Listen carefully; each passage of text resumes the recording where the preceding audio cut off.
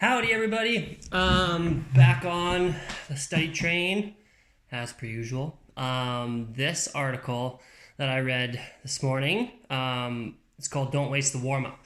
And the warm-up is actually a super crucial aspect to your coaching hour and to the class in general. So whether you are doing an individual, a small group, or a large group, the warm-up is super important.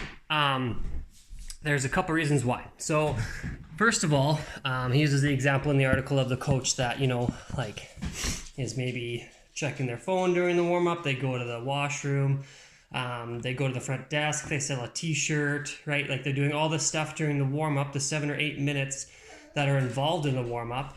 And then they haven't spent any of that time connecting with the members, evaluating their mindset, or seeing, what their movement looks like that day. So those are all things that go into a warm-up.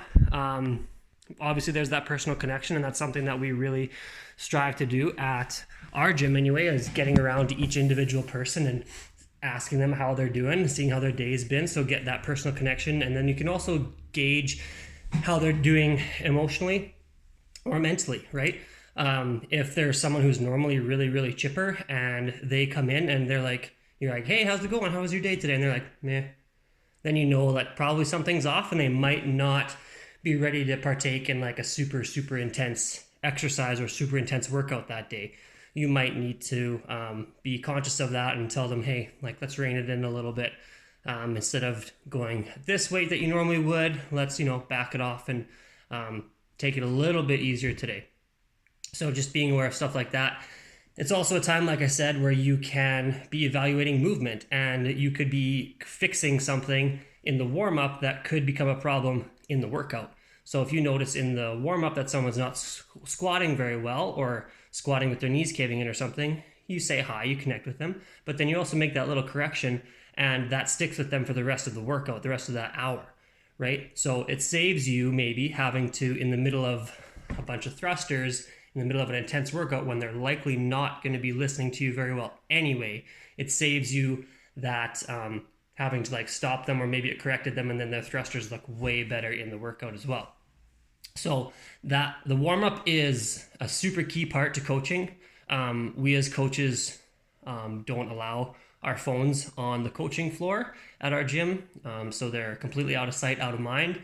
And then another thing that we do is we make sure that we're at the gym 5 to 10 minutes before. Well, for sure, you're at the gym 15 minutes before, but you're in the warm-up area, lounge area, 10 minutes before the class starts. So then you can get that personal connection time in there as well. And then in the warm-up, you can actually spend a little bit more time connecting with people still, of course. Maybe people come in a little bit later, but you can spend that time also correcting and modifying their movement if they need to. If they have any concerns that they didn't want to bring up at the start of class, and you ask, how's everyone doing?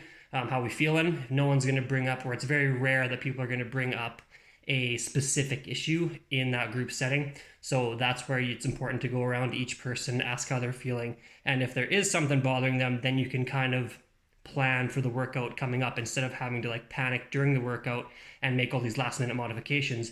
You've gone around to each person, spent that time, and now you actually have a plan in place before you even get there, which is awesome. And you should maybe even have that in place before you start coaching. If you know someone is coming in and they've got a bum shoulder, then you already have thought of a scale for them before you even get into the workout. But if it's a last per minute thing that someone comes in and you didn't know was going to be in your class, then that's where that's advantageous as well. So just a couple things with warm-ups and why they are so important as a coach, especially, and as an athlete as well. Being thoughtful and being really intentional about how you are moving in the warm-up, because a lot of people just think it's just to get you warm, and it's obviously to get you warm, but it's also a time that you can be working on your technique, like your squat technique, or if you're working on getting a better hinge going when you're deadlifting. You can really focus on technique in the warm-up, treat every rep like it's important, because you're either developing good movement patterns or you're settling into maybe some less efficient movement patterns. So warm-up is huge for both coaches and athletes, and those are just a couple things on it. Have a good day.